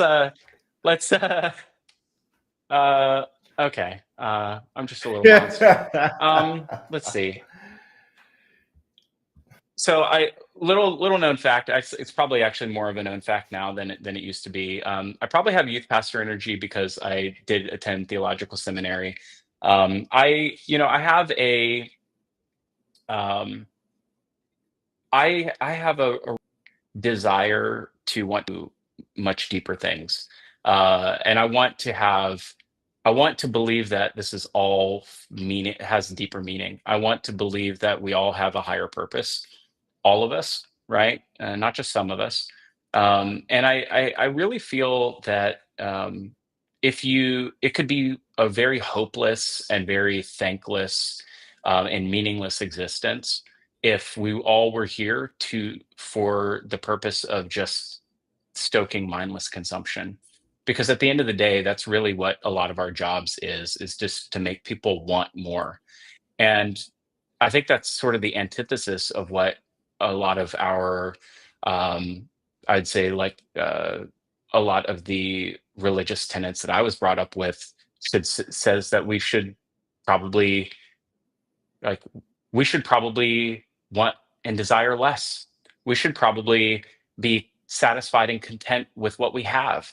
And so I feel sort of conflicted, like to some degree, we should be able to articulate what it is we do, why we do it, and to what end we're adding value to the world, and why our existence isn't creating more harm than good. And so, have I always been this way? I've probably always been this way to some degree, but I'm becoming more and more frustrated every day with being complacent, that like all that we do is create, more desire in the world to buy things. I would like us to create more desire for us to uh, not just to be purpose driven, not just to have like, not to, I think those things can be a little harmful in and of themselves, but for us to at least think about the work that we're doing. And that's why I think our visions platform is so important. When we get people into a room and to ask them the question, which nobody asks them ever in their job, who holds the vision in your organization? And the answer is often no one, or they don't know. And outside of like a luxury house or a luxury brand, very few organizations have an identifiable person who is steering the ship with regard to who holds the vision in an organization. And I think that it begins with you as a person, Evan. Like if you don't have a mission or a vision for you in your life, that is a great place to start.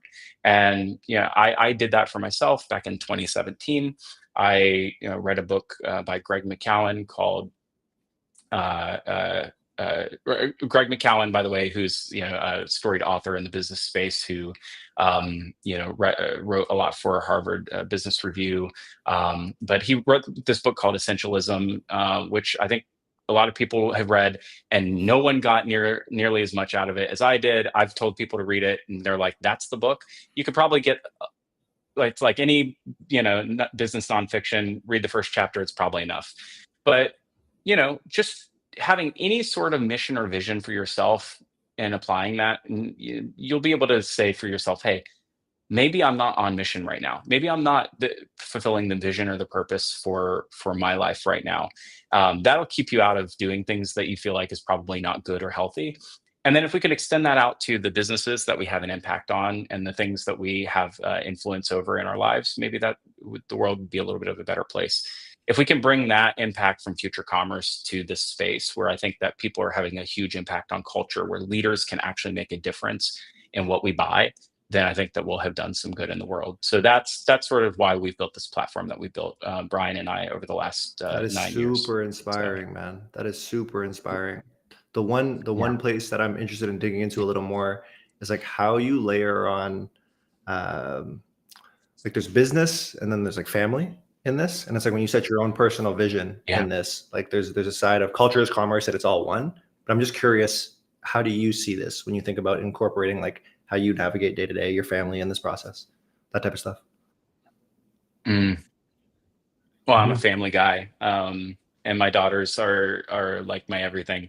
I They're love the that. best. I was a musician for many years. I was my wife and I were a sort of like a singing Oh, it was like you and your duo. We wife. were an It was you and act, your wife. and yeah. So we were sort of like a Christian rock band. We toured for many years, and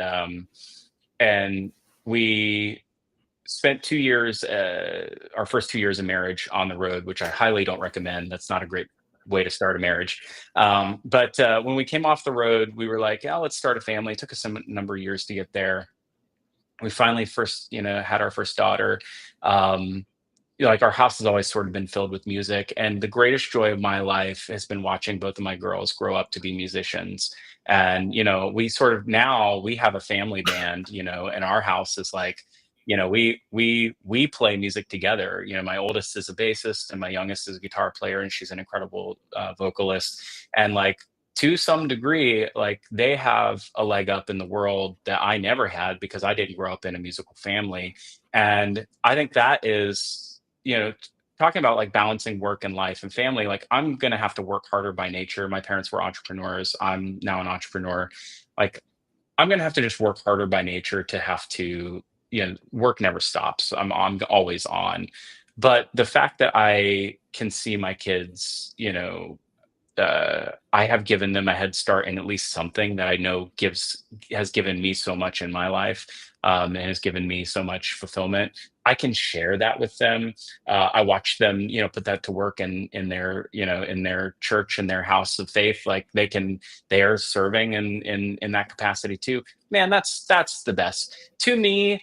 That's better than us, sitting around watching K-pop Demon Hunters for the 19th time in my house. Like let's just learn the freaking songs, and like we can play Golden. That's a better thing for us to be doing with our time, because I think as a family we're much stronger. And by the way, if you do buy lore, there's a good chance that my kids probably helped pull those books in from storage at some point or something.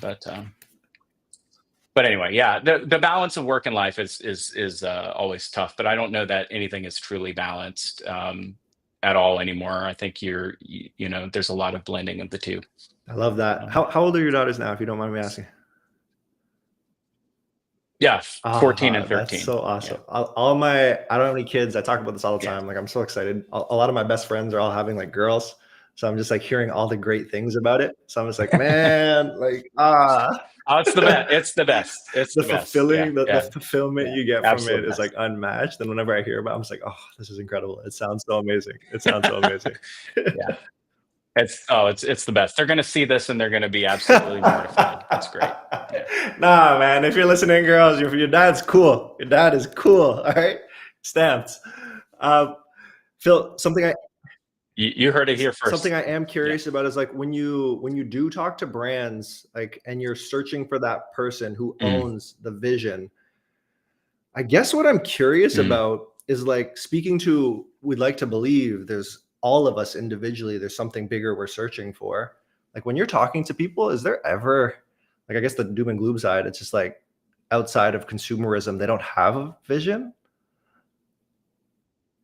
Yeah.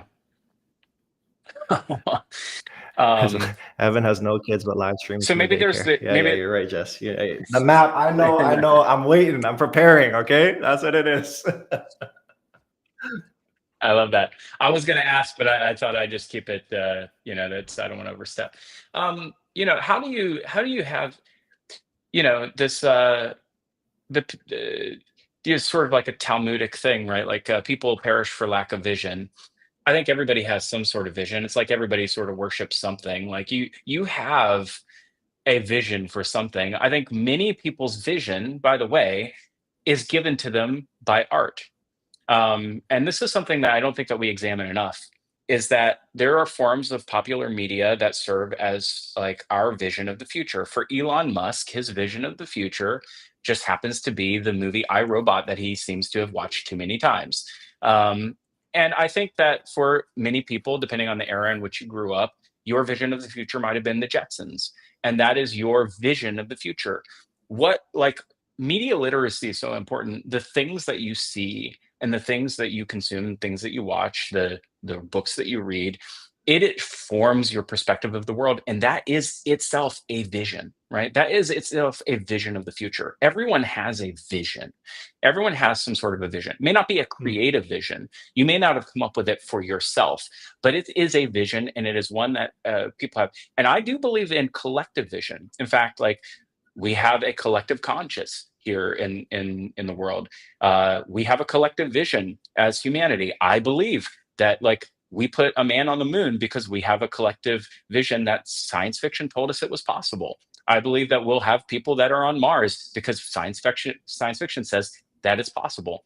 We seem to fictionalize and mythologize humanity's limitlessness, and we believe it to be true because we have taken it and embedded it so deeply into our belief system and mythologized it so deeply that we no longer question it as a possibility. We treat it as inevitability, and that's what true vision is. So to me, the scariest thing, Evan, is that how dystopic our visions are right now.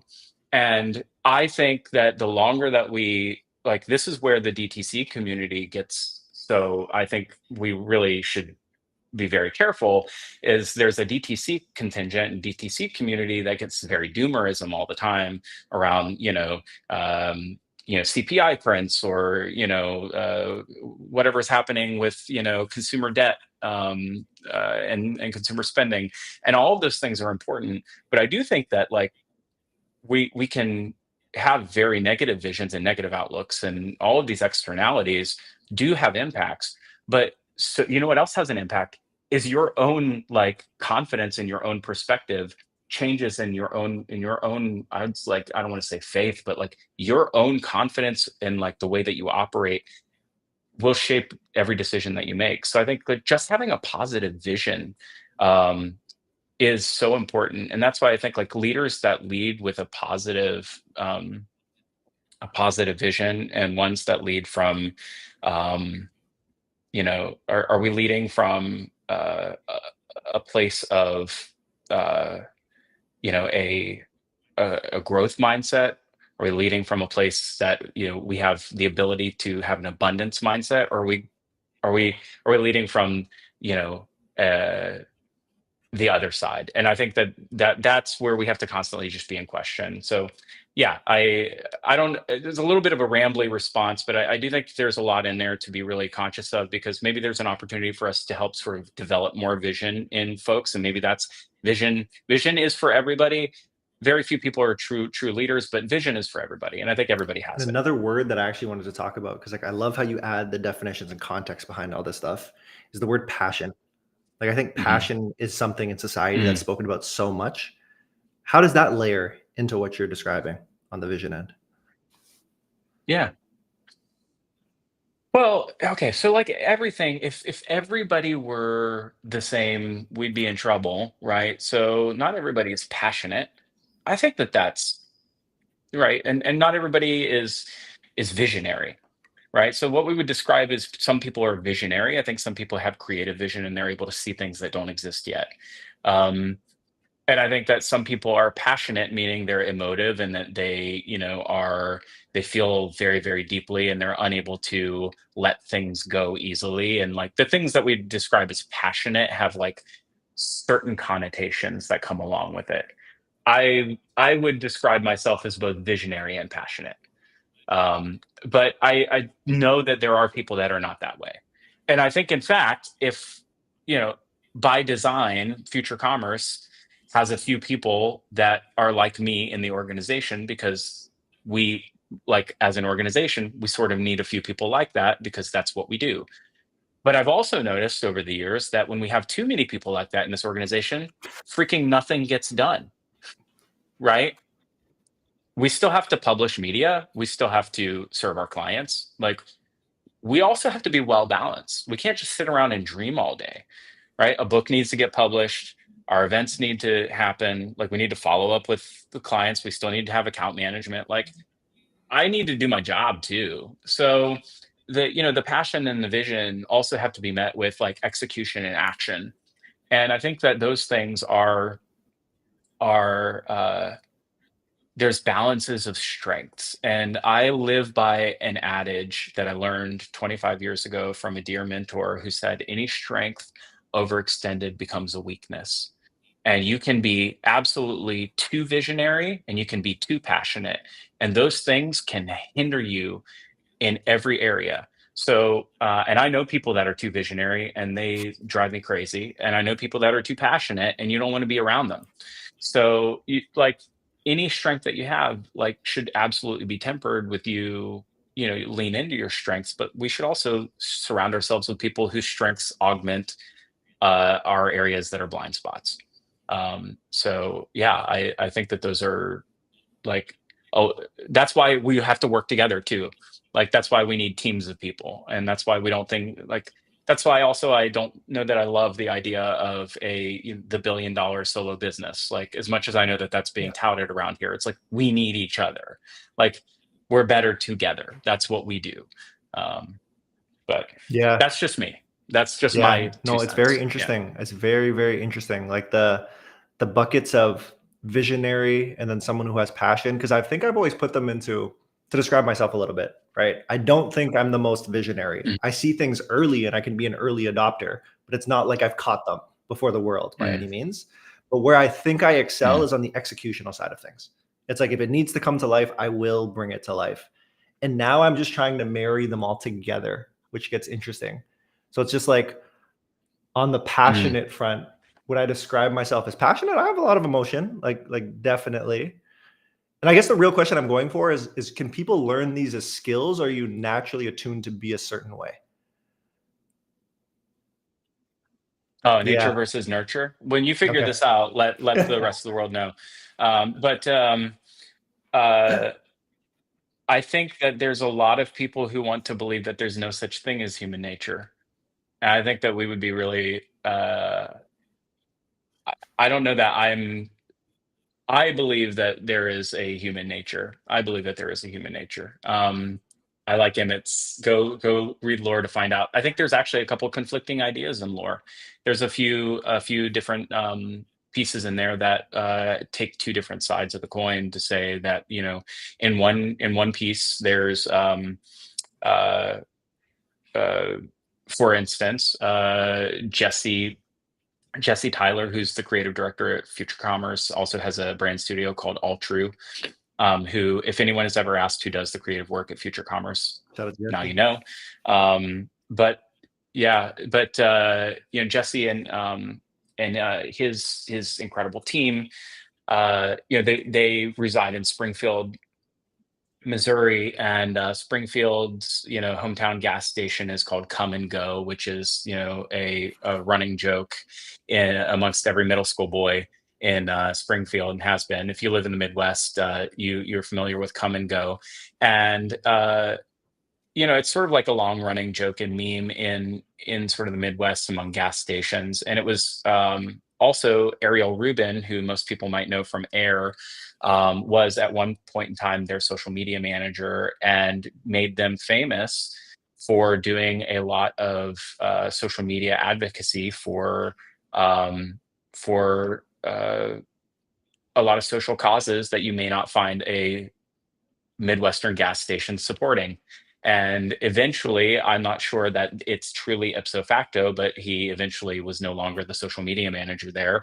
And all of the tweets were eventually erased and wiped from the internet. And, a lot of things from, supporting Black Lives Matter to, protect trans kids to what have you. And I think that when you have that sort of a line in the sand from like your culture and then the commercial aspect of the nature of the gas station, and those two things are in concert with each other and they're having conversation with each other, and then you have the entire world as your audience on social media, like that is the nature of the commerce is culture conversation coming together. And when you're examining that in the terms of a gas station having that conversation, that's incredibly powerful. And then the world no longer gets to experience that because it's acquired by, Maverick and this private equity firm, and they come and they just erase it from the internet. And that needs to be preserved. And it can't be preserved on the internet because nothing's forever, and that's why we put it into print. But I do think that those are competing ideals too, because there's another piece in the book that might say that that's not actually culture either. Like that's also an ephemeral departure from the norm. Like that's not nature, it's not nurture either. Human nature actually is to sort of follow trends, and that's just a trend. That was a trend. That was a long-term macro trend for 10 or 15 years of wokeism. So I think that these are things that will probably be best left to history. But right now, we're capturing them. And we're having the conversation about the role that commerce plays in that cultural context. So that's at least the job that we can do. And you can put that on your coffee table because it's really pretty. So. Oh my gosh. Yeah. Phil, I could talk to you for hours. I have so many my own personal questions that I'm very curious about, but you've been so generous with your time. I have one final question for you that I ask everybody who comes up here, and you've already dropped a couple, so I'm wondering if another. I'm ready. Around quotes. I'm wondering if you have a favorite quote, and if so, what is it and why? Okay. I was ready for this. And it's going to come out of left field, but this is truly my favorite quote. And then I'm going to give you the context around it. So buckle up. Okay. This comes from Lewis Carroll from Through the Looking Glass. And I will recite it from memory for you now. I'm ready. Are you ready? All right. This is from The Walrus and the Carpenter. The time has come, the walrus said, to talk of many things, of shoes and ships and sealing wax, of cabbages and kings, and why the sea is boiling hot and whether pigs have wings. Kalukale, we're off today, of cabbages and kings. Now, why is that my favorite quote? Well, one, it's absurd. Two, I watched Alice in Wonderland way too much when I was a kid. So many people might know it begins, it says, the time has come. It sort of sounds like a manifesto. And I was reading F.T. Marinetti's manifesto, which was the Futurist Manifesto a couple years ago. And it's sort of oh, wow, this is really resonated with me. It's like an Italian manifesto. And it's the futurists from, many from the 1900s who drove fast cars and were a part of an art movement, and also were very fascist. So don't write me letters, you guys. But also, what is it about this declaration of absurdism that really captured me and also caused me to memorize it at one point in time? It's part of literature. Also, Lewis Carroll, terrific creep. And there's something that's really stuck with me. It's the context in which the quote happens. And the walrus and the carpenter are luring a bunch of oysters eventually to their doom so that they can have them as a meal. And I think this comes back to our original conversation around media literacy. And it's really that slick language creates a type of momentum, right? And it's this is a moral fable, and it's about power, and it's about persuasion. And I love it because it's it's asking about whose appetite is being fed. Are we being invited to a meal? Are you who is being fed in that meal, and whose appetite is being sated? And that's the job we do. We tell stories. We tell stories all the time, and we feed people their desires, and we hopefully sate them with products, and we make them happy. But in reality, we're the ones being fed. In reality, they're lining our pockets. In reality, they're coming to our table. The time has come, the walrus said, to talk of many things. No, they're coming to our feast. And that to me is the thing that I think is so profound, is that it's also like a tale within a tale within a tale, because the walrus and the carpenter are fictionalized within Tweedledee and Tweedledum's story that is being told to Alice in Wonderland, which is taking place inside of Walt Disney's retelling of a classic Lewis Carroll tale, which I am telling to you now. And this is what lore is all about. And so to me, it's just an incredibly rich way to think about the world, and it's stuck with me for now probably 30 years. So that is my favorite quote, and I dare anyone on this show to ever come up with something that's so absurd ever again. Oh my gosh. Thank Phil, I'm planning on like clipping all these sections together at some point, like all the different clips, like people's reactions and like what they say. So this is going to be incredible. Oh my gosh. I'm so excited. You've been the best. Do you have any final words to leave with the audience? Did I not say enough? No, I appreciate you. I appreciate you, man. Everyone else, the plug, I'll plug them again. Check them out on X or Twitter. Always posting on there. Go get the book. Go get lore. You know what it is. The palettes are already. Don't miss out on it. You want to make sure you get that. But Phil, you're the best. I appreciate it. I hope your kids watch this and are proud, man. I think they will be. This is incredible. Thank you. Go like and subscribe on YouTube and comment on my ears. And the hair. Thank you guys. And the hair. I'll catch you later, Phil. Appreciate you, man. And the hair. See ya. Bye. Oh man, everybody, this is incredible. This is incredible. I'm processing all the information, first of all, but Phil just puts everything so eloquently. I talk a lot about levels and layers of communication. So it's like in the business context, I typically talk about it as like you're communicating as an IC, you're communicating as a manager, or you're communicating at an org level. Where Phil always takes me in every interaction or anytime I see him speak is he says, fuck that, Evan, throw that out the window, visionary talk. And some of the ways that Phil is able to put it is just like drills it straight into my brain. Like, for example, the passion conversation we had. For me, like passion has always been an emotion, and it's something like you have to live every day and you want to make sure you're happy and like put one foot in front of the other in a happy way. But then Phil just breaks it down of like, listen, like two types of people out there, visionaries and passionate people. You're not always going to be that way. It's just like nature versus nurture. But then layer on top of that, like you need executional excellence. And it's like, how does that get involved? So I feel like I have some work to write down visionary wise, like what is my own personal vision? How is that shaped by media and culture that I've consumed? And then tie that to the executional excellence that I believe that I can bring to the table. So something super interesting in there about that conversation that I super appreciated. Y'all, like Phil mentioned, I'll plug him one time here just to make sure. But go check Phil out. Go check Phil out. Tap in with him right here. So make sure you check him out. But what I also will say is head to the website so you can see what's going on with lore. And then outside of this, as I mentioned a million separate times, is where I'd love for you to check us out is at ThumbstopLive. So we are bringing conversations like this every single Monday to Friday from 11 a.m. to 1 p.m. Eastern. If you would like to get up here, if you know someone who you'd like to bring to the stage, more than welcome to bring them up. Hit me in my DMs. But damn, I'm reeling. Good conversation. My mind's just going. Everyone, you're so special to me. Thank you for joining me. I really, really appreciate it. Until tomorrow when we have Matt and Taylor joining us. Peace, y'all. I'll catch y'all later.